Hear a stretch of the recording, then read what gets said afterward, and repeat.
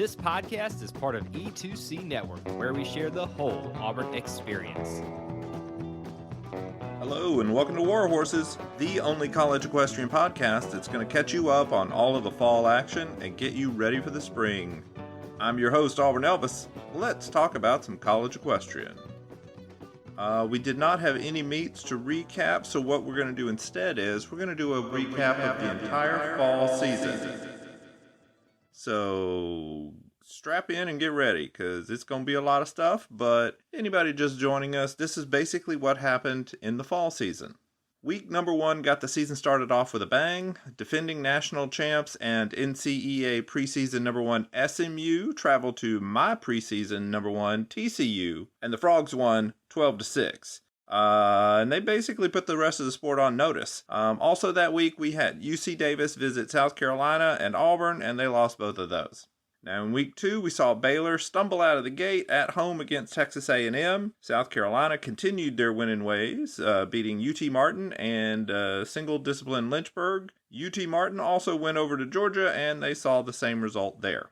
In week 3, TCU traveled to Oklahoma State, and they narrowly beat the Cowgirls 10-9. This was huge for them. It was the Frogs' probably most difficult meet of the fall that they were going to have, and they got the job done. It's really tough to win on the road, as you will see soon.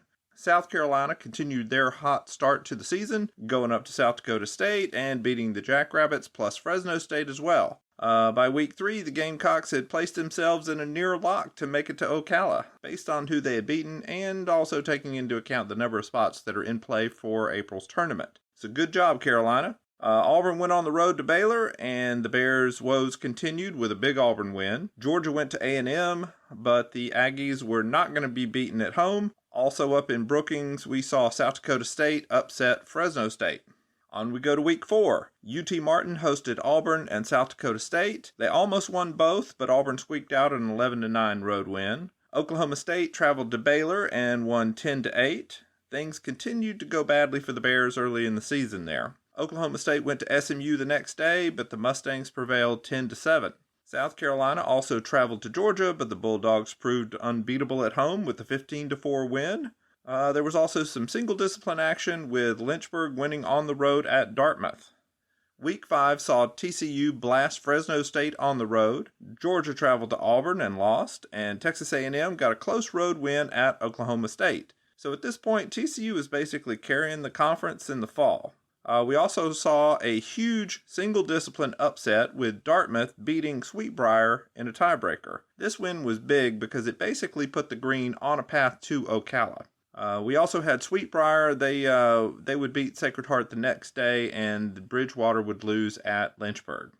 Week 6. I got bronchitis this week. Don't worry, I'm all better now. And over in equestrian action, Texas A&M went on the road to SMU and lost in a 9-9 tiebreaker. TCU also went on the road and defeated UT Martin. Then they turned around and beat Georgia 8-7 at the neutral site. So another big win for TCU there. Georgia did beat UT Martin though, and Auburn hosted South Carolina, beating the Gamecocks 14-4. Week 7. And there's like 10 weeks, so that's how many I'm doing here. Fresno State traveled to Baylor, and we saw the Bears finally get into the win column. The Bulldogs then went over to Oklahoma State, and the Cowgirls won that one. Texas A&M traveled to South Carolina, and they won 10-8. This was big because road victories, especially inside the conference, are going to be really tough for everybody this year, and so getting that was a big deal for the Aggies. UC Davis took a trip up to South Dakota and beat both the host Jackrabbits and visiting Minnesota Crookston. Among the single discipline teams, Lynchburg and Sweetbriar faced off, with the Vixens winning a 5-5 tiebreaker at home. Newcomers College of Charleston rode their first meet ever against South Carolina. They lost big, but it was still nice to see them join the league. Bridgewater also took a trip to both Sacred Heart and Dartmouth, and they lost both of those. Week 8. Here's where things get kind of sad for all the Auburn fans listening. Auburn went on the road to Texas A&M and SMU, losing both of those contests. But frankly, pretty much every team in the sport would have also done that, so there you go. Baylor went over to TCU and lost soundly. Single discipline Sewanee also lost at Lynchburg, and Sacred Heart lost at Dartmouth. It's really hard to win on the road. Week 9. Week 9 produced the biggest upset of the fall, with SMU losing on the road at Fresno State. Baylor lost at Delaware State that same week, proving that the Hornets are for real. Baylor also lost to UT Martin at the neutral site, and then the Skyhawks lost to the host Delaware State. Now, down south, Oklahoma State faced off against South Carolina and Georgia, dropping both of those contests. SMU finished up the week with a nice road victory at UC Davis. And finally, in Week 10, there was only one meet to talk about. Berry College traveled over to Sewanee, and the Purple Tigers got the home win over the Vikings. So it was a very exciting fall, and now let's look at how all of that translates into the official Auburn Elvis College Equestrian rankings. Now, number 1 is TCU.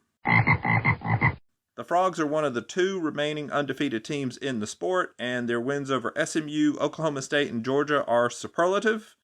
This is really shaping up to be the best season in TCU equestrian history. Number 2 is Texas A&M. The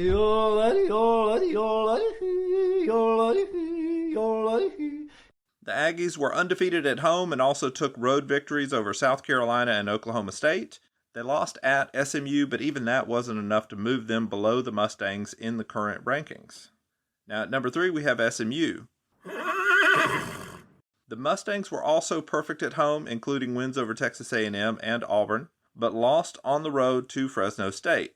Now you could make a strong case that the Mustangs should probably be lower than Auburn right now, but since those teams are going to rematch in the spring, I'm okay with putting SMU at number 3 for right now.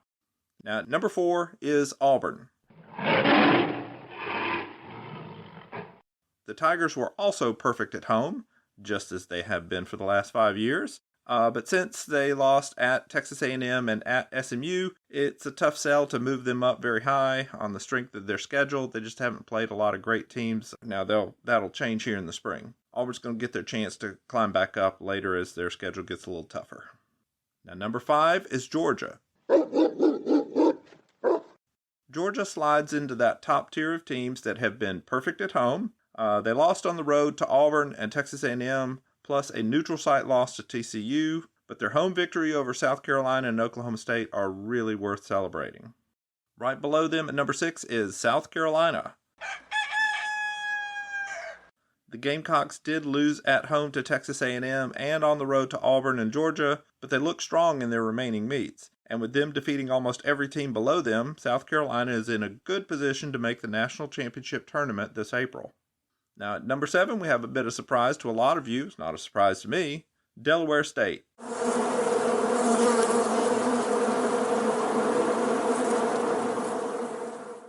Just like TCU, the Hornets are undefeated. Their resume isn't particularly eye-opening, but defeating Baylor and UT Martin at home are noteworthy nonetheless. At number 8, we have Oklahoma State. Yeehaw!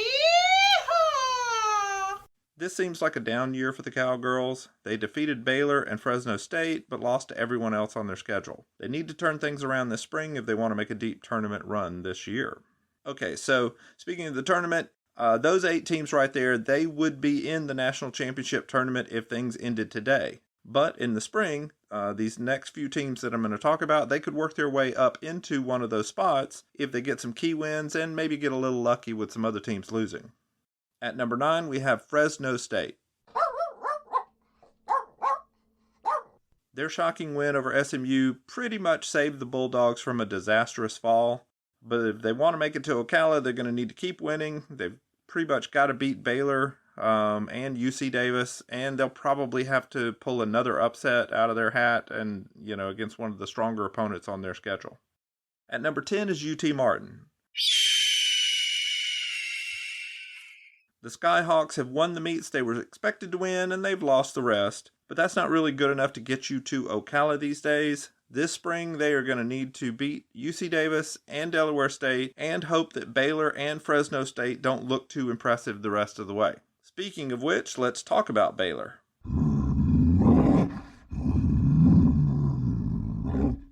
The Bears are at about number 11, number 12, somewhere in there right now, and they need some wins. In addition to their 2 top in-conference opponents, the Bears have got to go on the road to Fresno State, then turn around and ride against UC Davis. They also have the Big 12 tournament, which they host, that could be useful for them to impress the voters. But basically, if they go 0-2 in California, their chances of making it to Ocala are pretty slim. UC Davis, however, is not in a comparable position.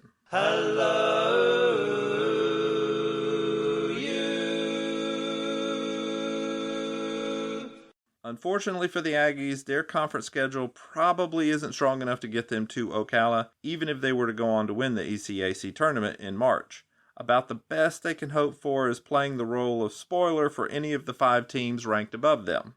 One more thing I want to touch on is the subject of the national championship. Now, I did the research, and every national champion in the past 10 years has either been undefeated at home or has a single loss, and that loss came to the previous year's national champion. Last year, SMU was undefeated at home. Before that, Oklahoma State was undefeated at home. Before that, Georgia's only home loss was to Auburn, who was the previous national champions. And then you go back a few more years, and one of the Auburn teams that won it, their only home loss was to Georgia, who was the champion before. You go back through, yada, yada, yada. On it goes back to 2014 Georgia, who was the last team to win the national championship with a home loss to someone other than the previous season's national champion. So, if that holds true this year, then the teams that are still in the running to win the national championship are TCU, Texas A&M, SMU, Auburn, Georgia, and Delaware State. Everybody else has some losses at home that are not to the previous champion, which is SMU. So that's just one more thing to keep an eye out for this spring. Now, also looking at the single discipline teams, here are the rankings for those. At number 1, I have Lynchburg.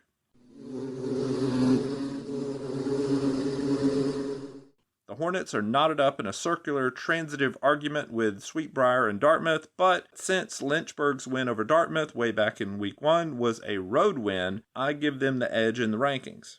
At number 2, I have Sweetbriar. The Vixens defeated Lynchburg at home, but lost on the road to Dartmouth. That's pretty much why they're number 2. At number 3, I have Dartmouth. The Big Green have that huge tiebreaker win over Sweetbriar. They've also taken care of business against Bridgewater and Sacred Heart, so they're clearly in the top 3 right now. Okay, now for their tournament, there's only 4 spots in the single discipline national championship, so those 3 teams are probably going to make it in, so everybody else is trying to get into that last remaining spot. Here are those teams. At number 4 right now is Sacred Heart.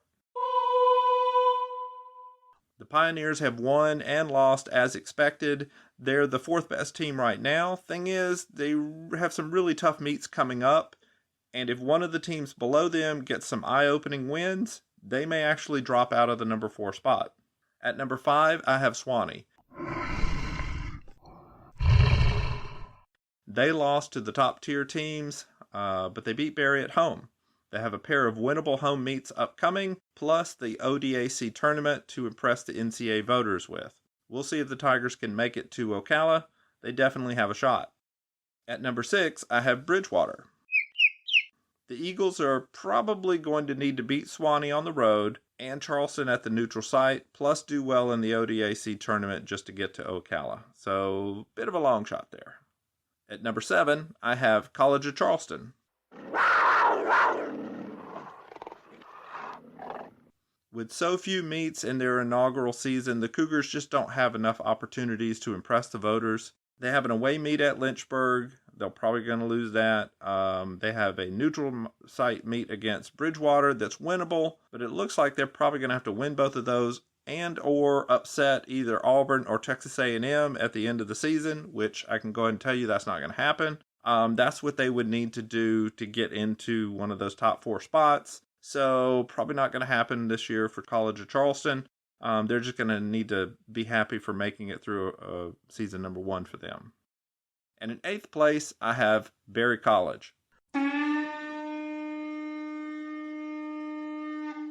With their loss to Swanee, the Vikings are looking at a tough uphill climb as well.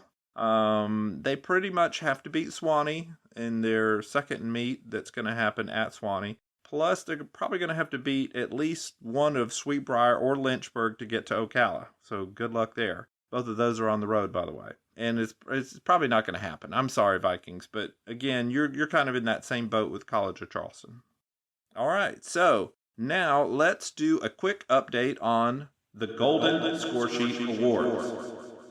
The Golden Score Sheet Award is a competition where each week I review all of the official score sheets and I award deductions and bonus points based on the number of errors that I find in those. Because again, over the years I've found a ton of errors. Things are getting better, but I've now had to start ranking how good people are with their score sheets. The team with the highest point total at the end of the year is going to win an actual award from me commemorating their achievement in outstanding records keeping. Now, a lot of the people putting together these score sheets seem to think that if you leave a box blank, that is the same as if you had put a 0 in there. It is not. For example, if a rider were to go off pattern on her ride and she gets a 0 from the judges, you would write the 0 down in the box because that's what she got. You would not leave the box blank and just say, oh, everybody knows that's probably a 0. So leaving out zeros in boxes, and not in that case, but in other cases where maybe you're totaling up a whole bunch of zeros and you just figure, the total of 5 zeros is 0, so I don't even have to write that. Well, no, you do have to write that. So things like that has cost several schools a lot of points in the Golden Score Sheet standings. There have been other things too, but right now we pretty much have Sacred Heart and SMU in first place with perfect 100s. So they have had score sheets that they've done that have no errors in them. Everybody else has done score sheets that has errors, or they haven't done any score sheets and it doesn't look like they're going to do any home meets. So SMU and Sacred Heart, it's pretty much them in first place. And what they're going to do is, through the rest of the schedule in the spring, Sacred Heart doesn't have any home meets coming up on the schedule, so we know they're going to get 100. So basically, it's whether or not SMU makes any errors in their score sheets the rest of the way, or some other team could, TCU, take advantage of the bonus point opportunity by placing the home team on the right of the score sheet, as God intended. So yeah, you get 5 bonus points on your score sheet if you put the home team on the right. For some reason, well, I know what the reason is. It's vanity. Everybody puts themselves first. They put themselves on the left when they're the host. You should not do that. In American standard, you should put the home team on the right. You don't believe me? Go look at other college sports. Go look at their scoreboards on ESPN or Sports. I guess I should promote Sports Illustrated since I write for Sports Illustrated. Anyway, yeah, go to Sports Illustrated, look at the scores. Any of the other college sports, the home team is on the right. College Equestrian puts, they don't have really a standard. They've never really talked about it. I'm the only person saying, hey, you should do this because you're different from all the other college sports. So eventually they'll change. Well, this is one of the ways we're going to make change happen is we're going to give away an award for the teams that, have good score sheets, and we give bonuses for the people who do the home team on the right. So that's where we are with the Golden Score Sheet Awards. Next, let's look at some meet previews. So our first meet of the weekend is Delaware State at TCU. Here we go. The last 2 remaining undefeated teams in the sport are going to square off to begin the spring season. Now, I just want to start out by saying that regardless of the outcome, Delaware State is for real, y'all. They return a lot of talent. They've got several All-Americans, so they are no slouch. That said, they're probably going to lose this meet. I expect TCU to win fences 3-2, Delaware State to win the flat 3-2, TCU to win horsemanship 4-1, and TCU to win reining 4-0. That adds up to a 13-6 TCU win. The next meet we have to look at is South Dakota State at SMU. On the next day, South Dakota State is going to be over there in Dallas. I think the Mustangs are going to win big, probably 14-4, maybe even more. So actually, yeah, let's say more. Let's say 16-2. It's going to be big. After that, Delaware State and South Dakota State are going to square off at the neutral site. I think the Hornets win that 14-6 or 12-4 if it's just a 4-on-4 meet. So yeah, I think the Hornets are going to get a win. It just won't be against SMU. Next, we have Dartmouth at Texas A&M. Good luck to the Big Green here. They're going to need it. They might get a point. We'll say they do. We'll say that this ends up being a 9-1 A&M win in this single discipline meet. Next, we have Georgia at Baylor. Now, this could be interesting. Baylor didn't have a great fall, but it's at home. They still have a lot of talent. They just haven't been riding up to their talent level. And maybe this is where the comeback begins for them. I think fences is going to go 3-2 for Georgia. I think flat is going to go 3-2 for Georgia. Horsemanship is probably a 2-2 tie, and reining would also be a 2-2 tie. So if you add that up, Looks like it's going to be a 10-8 victory for Georgia, but that's close, and it is at Baylor, so maybe an upset is on the horizon there. We'll see. And then finally, we have Delaware State at SMU. The Hornets are going to go over to SMU after they're done at TCU. I think SMU takes fences 3-2. I think the flat goes 2-2 for everybody. Horsemanship would go 3-2 for Delaware State, and reining I think would go 4-0 for SMU, and that would add up to an 11-7 win for SMU. So close again, but I think that's going to go to the home team. Now, as always, these are all based on past performances, and so we don't know exactly what's going to happen. Although I will say that Dartmouth at Texas A&M, we do know what's going to happen. That's gonna go big for the Aggies. But everybody else, things, who knows? These, we have to tune into the actual meets or, tune into this podcast next week to find out what really happened. Now, there are two other noteworthy announcements that happened during the winter break. First, the NCEA announced this year's slate of distinguished alumni. The way the league does this is every year they have several categories of distinction, and then they have alumni from different schools. They get recognized in various groups and classes. In this year's class, Auburn alumni Dr. Lindsay Portela McGowan will be recognized in the field of education. Now, she's a little bit before my time. She rode between 2010 and 2013. But after her equestrian career, she earned her doctorate in counseling, and she has been an adjunct professor at Auburn. So congratulations to her and all the other non-Auburn honorees. Let's see, Oklahoma State has 1, TCU has 2, Reagan Rast, yeah, I know that name. Texas A&M has 2 honorees, Baylor has 2, and South Carolina has 1. So yeah, good job to that whole group. Also, the NCAA has created its own Hall of Fame starting this year. Auburn coach emeritus Greg Williams is one of the inductees, so that's a name most of my listeners would know. Also, friend of the show, Tom O'Mara is being inducted as well. So, looking at the press release, basically it looks like they have 3 categories for induction into the Hall of Fame. 1, if you're a rider, so Texas A&M's Quincy Cahill Allen and Baylor's Samantha Schaefer are among that group. Then there's a group for the coaches, in which Greg Williams and Texas A&M's Tana McKay, they're inductees in that category. And there's also a group for special contributor, and that's where Tom O'Mara and Baylor's Nancy Post are being inducted there.